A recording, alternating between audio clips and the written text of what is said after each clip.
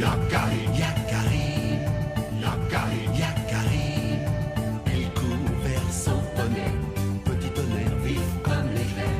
Yakari, Petit tonnerre, Yakari, petit tonnerre. galope pour aider leurs amis, les animaux de la prairie. Yakari, Yakari, Yakari. Ah.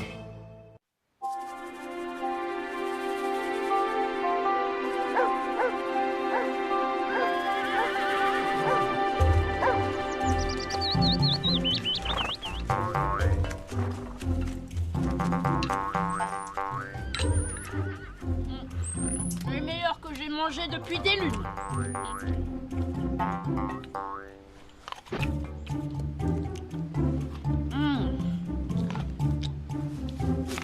Elles sont succulentes. Attrape, petit tonnerre. Merci, c'est gentil de ne pas m'oublier. Alors dis-moi, paresseux, tu as pris des forces? On peut faire la course? Quand tu veux, je me sens puissant comme un jeune puma. Le premier arrivé au sommet. Tu sais pourquoi j'ai choisi cet arbre? Je le connais par cœur.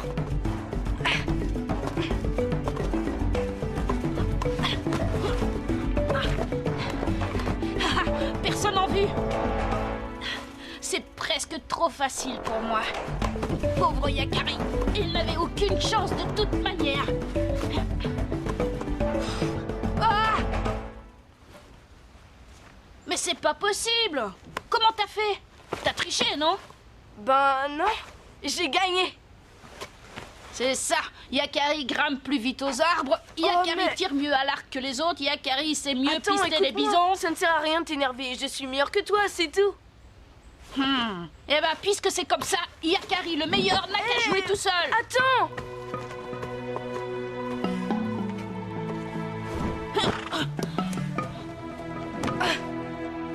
Graine de bison. Hé, Yakari, tu aurais pu lui dire que tu avais un tout petit peu triché. Comment ça, tricher? Que tu connaissais cet arbre par cœur. J'ai juste été plus malin.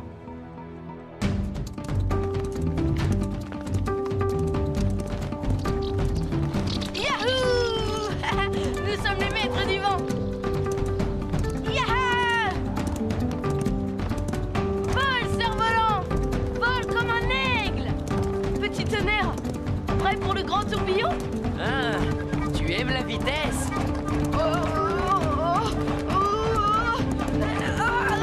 Doucement!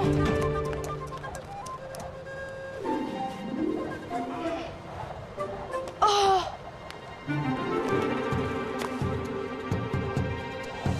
Allons-y!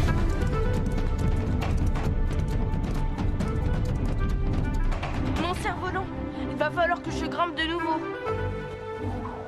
Et pourquoi tu ne lui demandes pas de descendre? Tiens, maintenant, les cerfs-volants descendent des arbres tout seuls. Mais non, c'est le vent qui est avec nous. Avec vous le vent, mais aussi la terre, l'eau, le feu, tous les éléments de l'univers qui aident les Sioux à vivre dans les grandes plaines. Qui m'a parlé? C'est toi, petit tonnerre? L'arbre que tu contemples. Ah, eh bien, tu parles déjà avec les animaux et maintenant avec les arbres? Mais, un arbre ne peut pas parler. Et pourtant si, puisque tu me réponds. Sais-tu que nous nous ressemblons, toi et moi? Ah bon?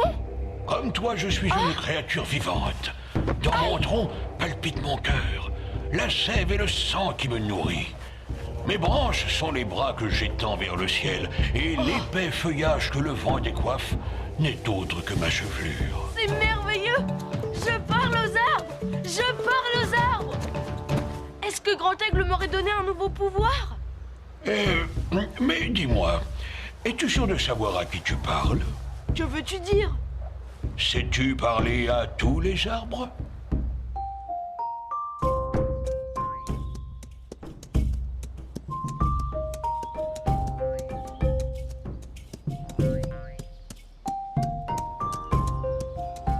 Le cèdre! Parles-tu toi aussi comme ton frère le chêne?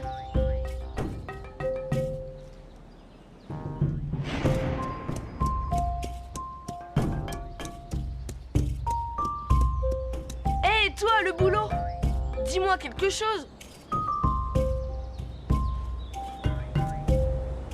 Oh, hé, les arbres! Répondez, je vous parle! Je n'ai pas rêvé. C'était pas le vent dans les feuillages. Oh, voilà une idée. On n'a pas toujours envie de parler, c'est tout. Je ne rêve pas. Quand je vais dire ça à Graine de Bison, il va encore me traiter de menteur.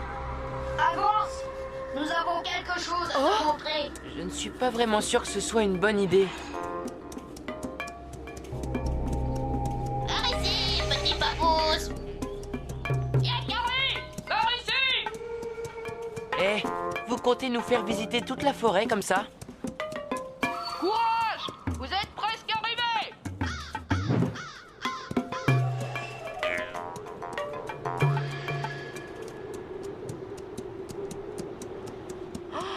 Tous ces troncs d'arbres couchés. Waouh! C'est incroyable.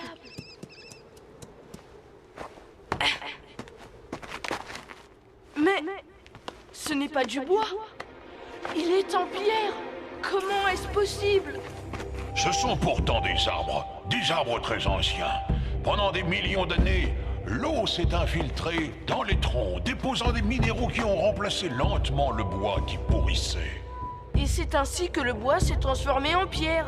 Mais alors, les arbres sont devenus immortels. Ils sont devenus des fossiles. Un arbre, même en pierre, a besoin d'amour et de protection.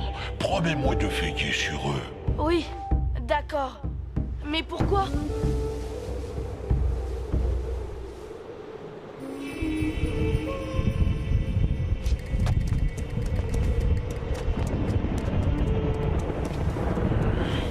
Ça ne va pas, je sens qu'un orage se prépare. C'est curieux. On dirait qu'il a éclaté. Et celui-là aussi. Oh, qu'est-ce qui a pu faire ça?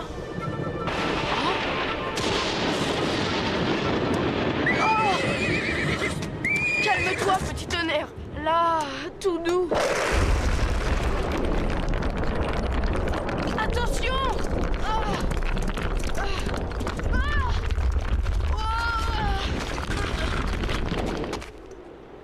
Petit tonnerre, regarde! Voilà pourquoi tous ces arbres de pierre sont fracassés. C'est à cause de la foudre. Petit tonnerre!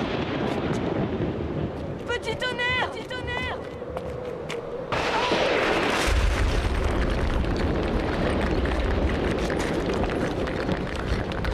Oh non, toute la forêt de pierre va être dévastée, mais je ne peux rien faire contre la foudre.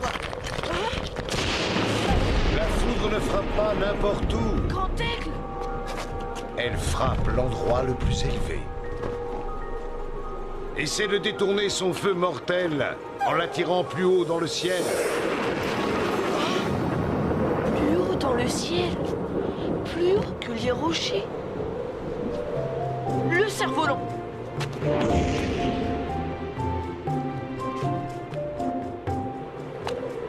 Il va détourner le feu mortel.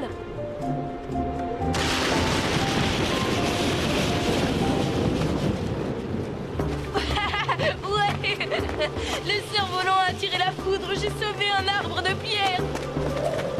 Mais je n'ai plus de cerf-volant. Comment je vais faire pour protéger les autres arbres?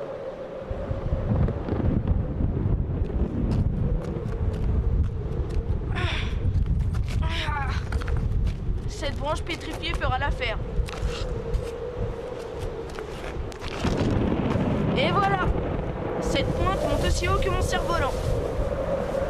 J'espère qu'elle tiendra plus longtemps. Maintenant, c'est toi qui es la plus proche du ciel. Sauras-tu attirer tous les éclairs?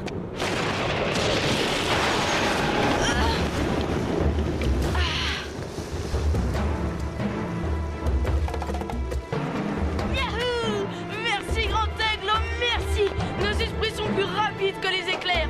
Nous avons dompté la foudre! Petit tonnerre!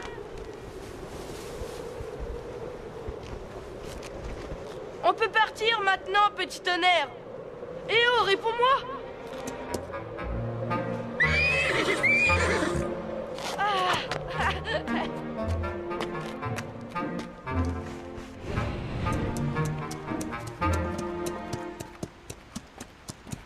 Tu ne devineras jamais ce que j'ai fait pendant que tu te cachais. Bravo, Yakari. Tu as intelligemment sauvé mes frères de pierre. Ah, je voudrais te serrer dans mes branches. Mais comment sais-tu? Tu n'as pas pu me suivre? Je le sais. Parce que nous sommes de la même tribu.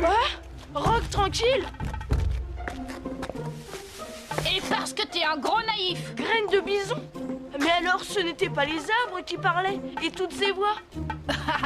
On t'a bien eu. C'était nous. Je vais t'expliquer. Après notre dispute, je suis parti vexé. Bien décidé à me venger de ton mauvais tour. La chance m'a souri. J'ai rencontré Rock Tranquille qui méditait assis sur les branches du vieux chêne.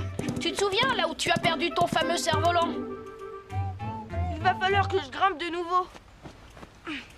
Rock Tranquille a eu l'idée de te jouer un tour en te faisant croire que tu parlais aux arbres. Ensuite, c'est moi qui t'ai entraîné jusqu'à la forêt de pierre, en sautant d'arbre en arbre sans me faire voir. Et ça, c'est ma voix d'arbre. Vous m'avez bien eu. Ça me servira de leçon. Mais, Rock Tranquille, tu grimpes encore aux arbres à ton âge? Ah, vieillir n'empêche pas de s'amuser, heureusement. Les blagues de papouze sont d'excellents remèdes pour conserver ma vieille carcasse en bonne santé. Je ne voulais pas seulement m'amuser, je désirais aussi te rendre attentif aux arbres et à tout ce qui vit sur cette terre.